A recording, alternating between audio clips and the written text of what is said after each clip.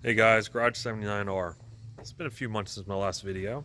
Sorry about that. Just life gets busy, and so the last video was getting the Malibu into the shop, and took Floyd home for a while.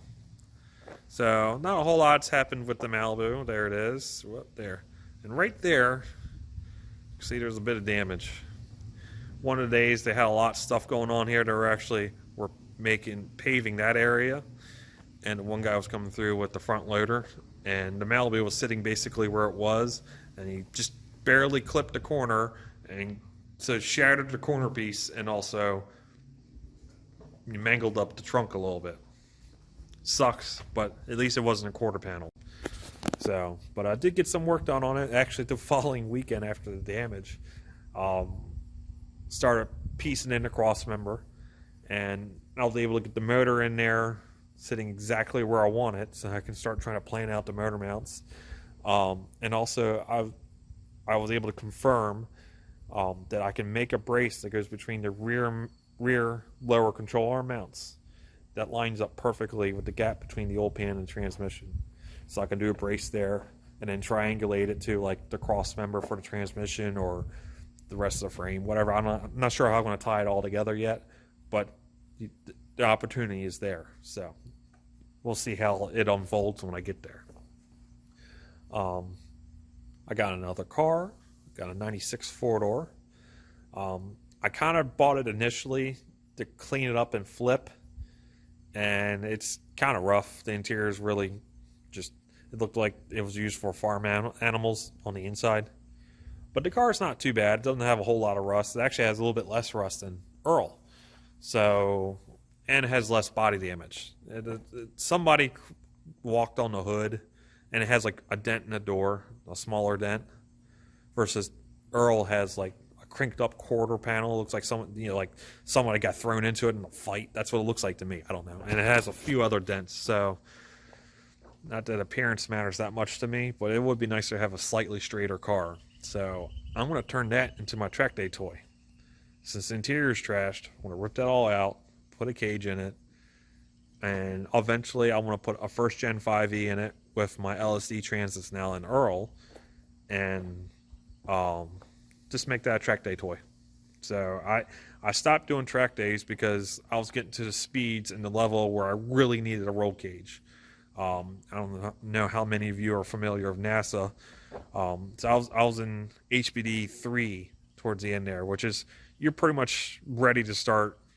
You can almost go for you could go into time attack if I remember correctly, and then you're pretty much right there to get a license or go for a license and then compete if you want to. But I believe time attack or time trials did not require a license. But yeah, I was at the point where I really should have had a cage doing 120, 125 miles an hour on a main straight. A lot can go wrong at those speeds, and Tercels are not the safest car at those speeds. They're econo boxes. They're good for under 60. So it's just a little bit of everything to kind of kick me out of racing. I couldn't afford to do a cage at the time, and actually at the time I really didn't have the facilities to do it because I'd rather do my own cage. Just life happened. Bought the house, then I eventually got rid of the car because I found a lot of rust in it. And well, here we are, 6 years later.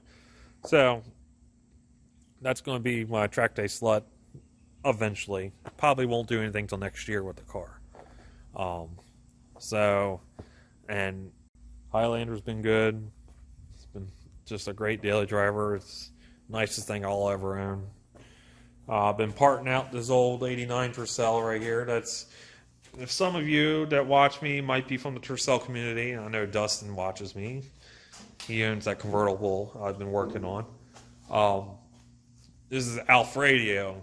His name is Alfredo, but he used to be, actually he still is, he still works in radio. So his screen name was Alfredo. He's the type of guy who finds little funny things. Like here, actually, this is probably one of my favorite things that he's done to pretty much all his Tercels. So in the Maryland area, I don't know if they still exist, but it was a car dealership called Darcar. Where is it? There we go. But he took a Dar car badge and made it say Dad's car. So just, he did funny things like that. So anyway, this old girl in its heyday went mid-11s at like 127 miles an hour. Like 11:48, I think it was its best time. You know, with a built 5E, a fully forged 5E, big old precision turbo, and you know, made like 350 something horsepower. And of course, he stripped it down. So I think the car only weighed like 1850 without him in it. So, but he eventually hurt the motor, and I think I found why when I was taking it all apart. He has different, obviously bigger injectors in the thing, and he had different connectors. So he had connector adapters that he bought from somewhere, and those wires were loose in the connectors and actually just fell out. So I'm thinking maybe under a high boost situation, lost contact briefly. That's what melted down piston number 1. So, or damaged. I don't think it melted, it just damaged it because there was no compression in piston number or cylinder 1. So anyway, parting the car out. The good LSD transo's in it. It's going in Dustin's convertible. ECU and stuff is going to John. I got the wheels and tires. They're now on Earl. And, yeah, it's got a lot of other little tidbits that will eventually find their ways on other cars. I've become a bit of the Tercel guy in the region, which is fine. I'm fine with that label. I have way too many Tercel parts and Tercels in general. So, I mean, I have 3 Tercels now. I mean, come on. At least John he's upgraded. He's got a Paseo, Sarah, and a Tercel. And then Dustin, I keep losing track of how many damn cars you got. You have like 15 Tercels and Paseos. So, anyway, so I'm stripping it out. I even pulled the seats out. I'll make them into like stools or something because they're actually really nice. So maybe I'll put them in something. I don't know. So yeah, it's sad. I still got pulled. Where am I at? It's still got coilovers in the back. I put the old suspension out of the convertible in the front, so that's why. And I also don't have a motor in it, so that's why it's got the Carolina lean right now.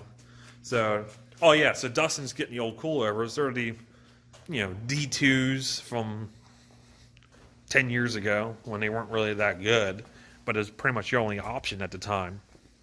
So he's going to have those hopefully rebuilt and stick them in something, one of his 4,000 Tercels he's got. Excuse me. And what else is going on? Sign up for Track Cross. That's happening in a month on a Shenandoah circuit at Summit Point. I'm going to be running the Yaris, but I might change my mind at the very end and run Earl. I don't know yet. And speaking of the Yaris, I finally got an LSD for it. It's not in the car yet. That won't happen until probably closer towards the end of winter. But I'm pointing at it like you can see what I'm doing. It's sitting right here in a box. I haven't even opened the box yet. But I got that through Kruber. And you guys probably seen Kruber in some other people's videos. It's where I got my my 3-spoke wheels from, a few years ago. I pop on once a month, see what the parts look like, hoping I can find somebody that had, parted out of Vitz or something like that had an LSD. And I found this one. They say it's used, but it looked new. But anyway, it's a TRD 1.5 or 1.5 LSD. So it's exactly what I would want in the Yaris. So once that eventually gets done, also my friend Eric, he's a Toyota tech. He's going to go through the transmission for me because I don't know I can remove the transmission. I could probably get it mostly apart, but then putting it back together ain't going to happen. So he knows what he's doing. He said he can take care of it for me. Of course, I'm paying him for it. It's not a freebie or anything. So I'll have him put the LSD in and go through the transmission because I know I've missed gears a few times. I'm sure there's some chewed up stuff in there. So, and it's got a bearing going out. And no, I'm rambling, but unfortunately, it happens with some Yarises that like the bearing on the differential or something starts to go bad. It starts making noise. And I'm one of the lucky ones that got one of those. Go figure. And I'm the one that changes fluid regularly. So it's also kind of why I've parked the Yaris and I've been driving the Highlander. Because, you know, pretty much every time I drive it, the noise gets a little bit louder. So I still think I can drive it a little bit, you know, do the race and, well, track cross. It's not really racing, you're racing the clock, but do that, have some fun, and maybe, you know, later on I'll get the trans, you know, get Eric to do the trans, and then I can see some improvements, because that car struggles to put down power as is. I still have the turbo system I built for it. So, and now that, especially since it's not my daily driver, I can afford, you know, to have some downtime on it so I can work on it. So add that to the never-ending list of stuff I'm trying to do with no money and no time. But that's what's going on. I know it's kind of been a long-winded update, but you know, you get busy and stuff stacks up, and I start talking for way too long. So you guys have a good one. Maybe I'll see you at the track.